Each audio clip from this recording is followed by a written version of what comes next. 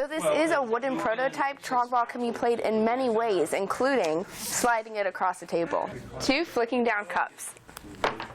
Health officials say that their old building was just too small, and they moved to this facility for nearly $800,000. Law enforcement say that the best way to stop heroin trafficking is to start patrolling I-70 and I-81, also known as Heroin Highway. Despite making cuts within the township, officials say what the community really needs is growth. So what a deputy would do is they would come in, open the locker, put the evidence in, lock it. Officials say the best way to stop heroin trafficking is to start patrolling highways like I-70 and I-81. Governor Hogan came to Hagerstown for the first time since taking office in January. He brought $200,000 for the grants. Volvo says that this is one of the largest solar canopies on the East Coast. At a time when law enforcement agencies have been getting a lot of heat for how they patrol our 4 state highways, Maryland State Police was recently recognized for their positive traffic safety efforts. For the public to understand that we look for the hot spots. Out of all the highway patrol departments that participated in the National Law Enforcement Challenge, who have been between 500 and 1,500 sworn officers, Maryland State Police won first place for their safety efforts. All we got recognized is reducing the crashes and crime, and part of that was because of our hotspot initiatives. We go, we take statistics and data, and we use that data to find out where the problem areas are. The award is handed out to departments who best focus on reducing impaired driving, occupant protection, and speed awareness, all of which are important to Maryland State Police troopers. Once we figure out where the problem areas are, we focus the enforcement there. We do that for drunk driving, we do it for aggressive driving, distracted driving, seatbelt enforcement. For example, DUI arrests have risen almost 10% in the last year. Officials don't believe there are more drunk drivers on the road, but that troopers are making more drunk driving arrests.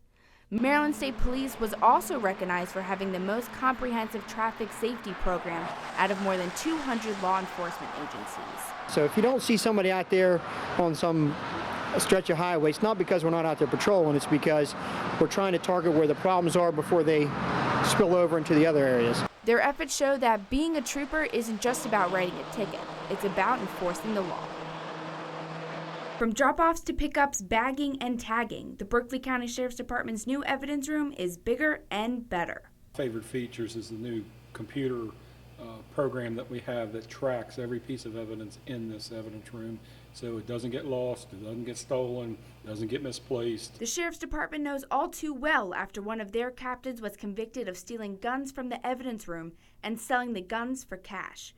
According to Sheriff Kenny Laymaster, the Denny Streets trial didn't prompt the change. We moved in the building, it was too small from there forward, and it didn't get any better with the growth and the growth of the community. One of the best features that they have about the new evidence room is how they pass off evidence. So what a deputy would do is they would come in, open the locker, put the evidence in, lock it, and then on the other side a technician would go, open the locker, and receive the evidence. So there's a whole lot of inning out with your evidence. It's not collected and stuck back in there.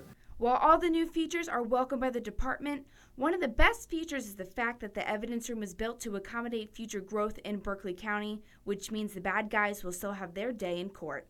In Martinsburg, Katie Misuraca, WHAG News. After surviving breast cancer and open heart surgery, Berkeley County resident Kirby Lewis has created a toy he hopes will not only raise awareness for breast cancer in men, but also be an educational tool for classrooms, and of course, in addition to just being fun. I felt as though that it was certainly a worthwhile cause, and so by teaming that up with this, our goal is to have trog ball tournaments where 100% of the monies that are raised for the tournaments goes to cancer awareness, men's breast cancer awareness, and obviously, hopefully, finding a cure for it. The co-creator of Trog Ball says he would love to see them be sold in stores across the country. He says, I'm old. He says, I don't want to. He says, it's not for me. And I encouraged him. I said, you should do it. Though this is a wooden prototype, trog ball can be played in many ways, including sliding it across a table. 2, flicking down cups. Restaurant and bar owner David Rigotti says trog ball could be a win-win for his business. Texas Hold'em poker player, and a lot of bars in Northern Virginia host tournaments on a weekly basis for that type of event. I could see trog ball going the same way.